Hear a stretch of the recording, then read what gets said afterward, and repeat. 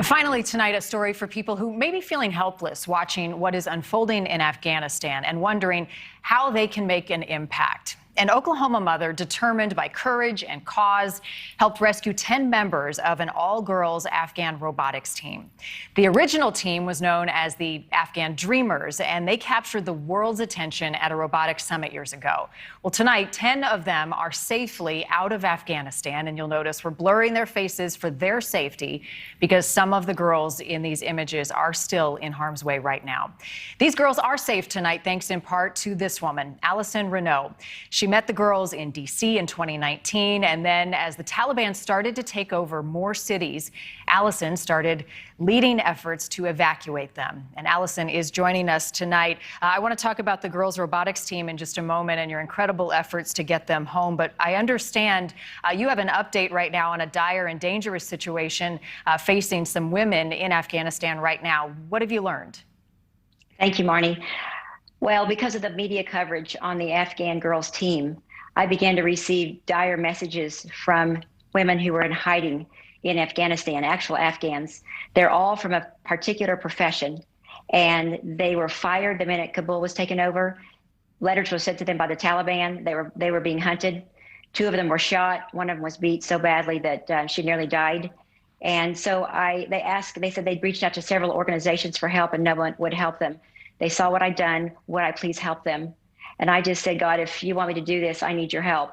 Because honestly, Marnie, I had to start from scratch again. What worked for the Afghan girls was not going to work for this group. It was a completely different situation. And I was, again, with nothing but some faith and some hope that maybe something would come together for them. So I understand there is a special operations mission underway. What can you tell us and anything you can share tonight on their status?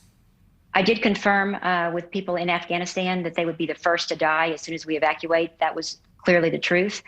I asked that particular profession, I'd love to say who it is, but I can't.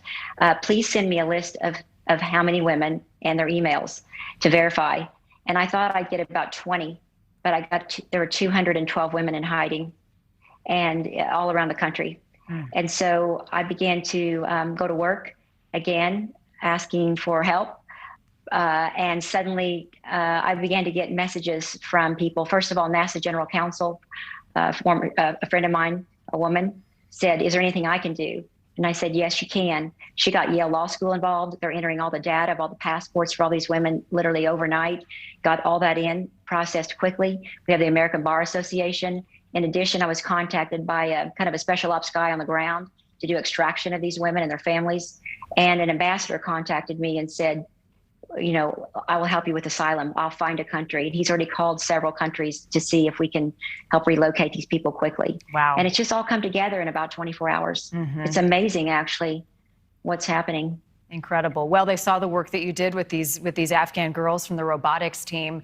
You met them a couple of years ago. What is it about them that touched your heart? Well, I'm a mother of 11 children, all biological, 9 daughters. And there was just something about those 5 girls. We connected immediately. I helped them to go to their very first amusement park at Six Flags America.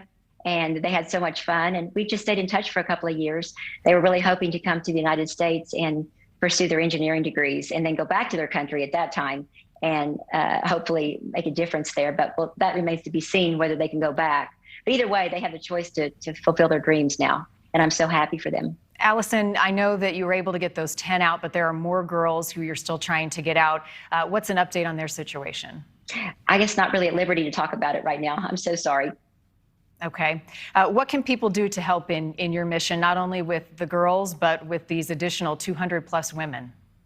I'll probably set up a separate Facebook donation page for these women and their children and their families that will be escaping soon. And we'll need to help relocate them and help with their expenses. And we're Americans, we get things done.